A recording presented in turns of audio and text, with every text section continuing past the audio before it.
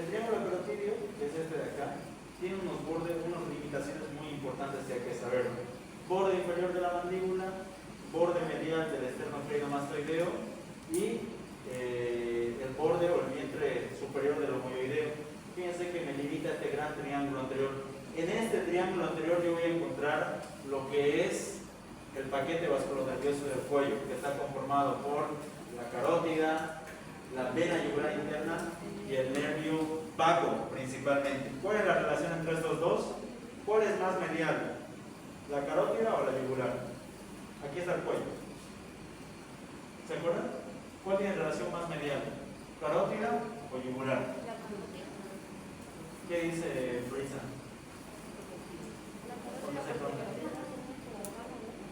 Y la carótida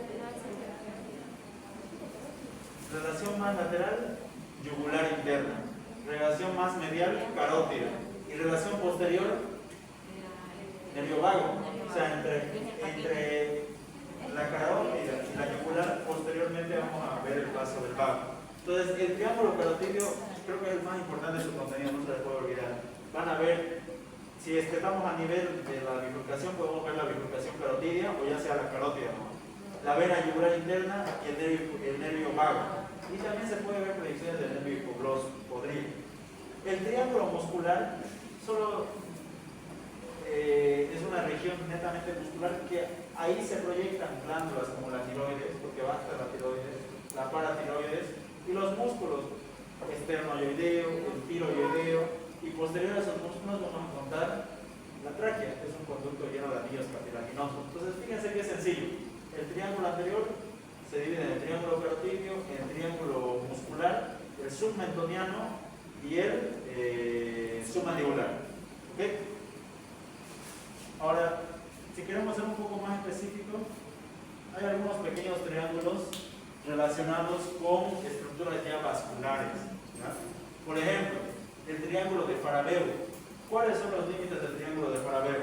Son la vena yugular interna, ¿sí?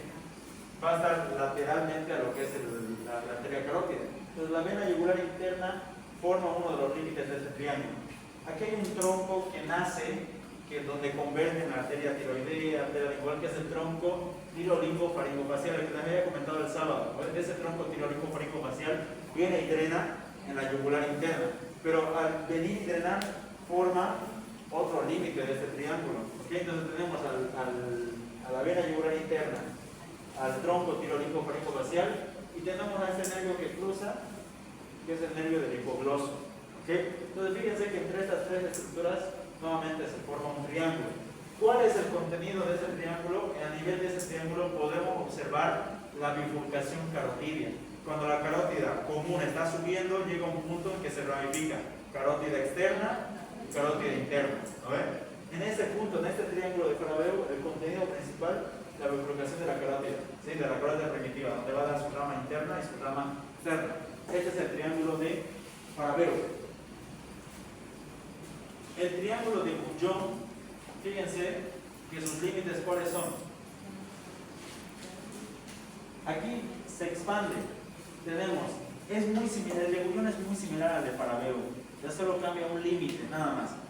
El límite del triángulo de Bouillon, nuevamente, vena yugular interna, tronco tirolinfofaringofacial, pero ya no tomamos como referencia al nervio del hipogloso. De hecho, tomamos más superiormente, que es el vientre posterior del digástrico. Entonces es como que aquí está el hipogloso y más arriba el vientre posterior del digástrico. Entonces este límite de este triángulo de Bouillon ya no va a ser el hipogloso, va a ser el vientre posterior del digástrico. Y en el contenido va a estar también el nervio del hipogloso. Ya no es límite, ahora se va a volver contenido de este triángulo. Entonces el triángulo de Bouillon, límites, vena yugular interna, tronco tirolinfofaringofacial y el vientre posterior del digástrico. ¿Y cuáles van a ser su contenido? Principalmente nervio hipogloso, que es el que atraviesa o pasa. Tenemos a la carótida externa, ya, o la ramificación de la carótida, y algunas ramas descendentes de lo que es los nervios cervicales, C1. El triángulo de Pirogov, otro triángulo bastante pequeño, y fíjense cuáles son los límites. Tenemos el borde posterior del miloioideo. Este es el miloioideo que se inicia en toda la línea miloioidea y viene a insertarse en el ilioides. Todo eso es el miloioideo y tapiza toda la región del piso de la boca. Entonces, el borde posterior del miloioideo, el nervio hipogloso, fíjense que el nervio hipogloso forma el límite de varios triángulos que hemos hablado, y lo que es el tendón intermedio del digástrico. El digástrico viene, forma su tendón.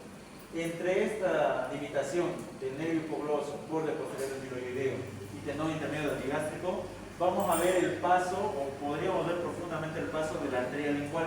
La arteria lingual, no se olviden que sale o se ramifica de la carótida externa de su cara anterior, viene profundamente para dar la arteria, las ramas para la submentoniana y también ramas para la profunda de la lengua y la dorsal de la lengua, ¿no ven? Viene y ramifica la arteria, la parte ventral de la lengua. Entonces, el contenido de este triángulo de Pirogov, arteria lingual. ¿Okay? Lo que vamos a observar en este pequeño triángulo de Pirogov, arteria lingual. ¿Lo vamos a observar en el cadáver? No, pero lo vamos a indicar. Triángulo de Beckler, muy similar al triángulo de Pirogov, muy similar.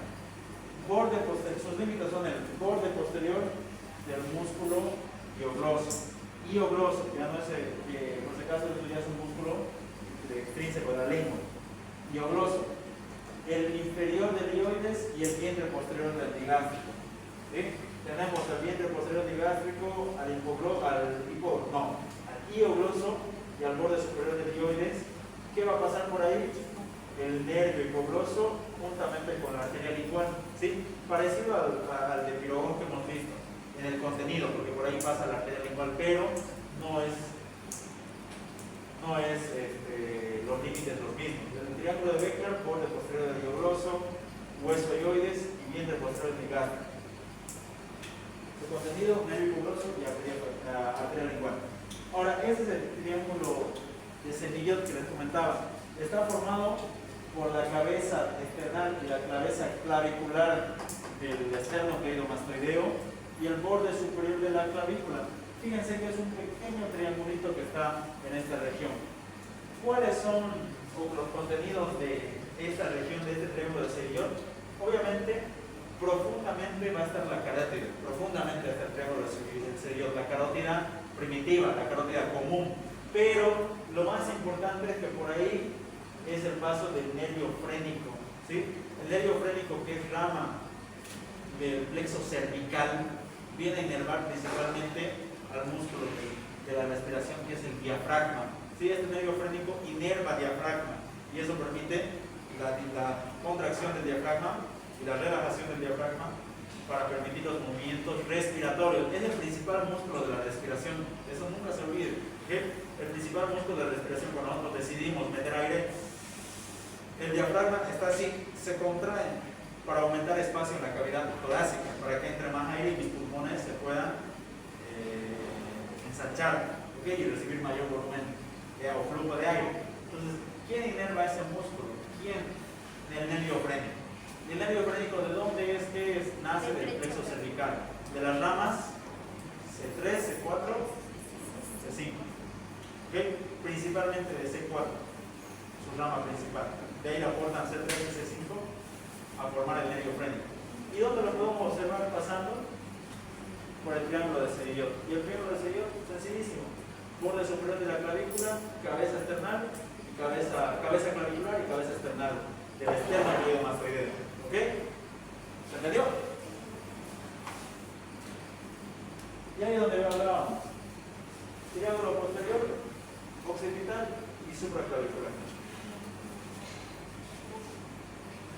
Y ahí tendríamos los músculos del triángulo anterior. Triángulo carotídeo, triángulo muscular, el submentoniano y el submandibular. Bien. ¿Qué hora tenemos? Son 4 y 13, según dice su computadora.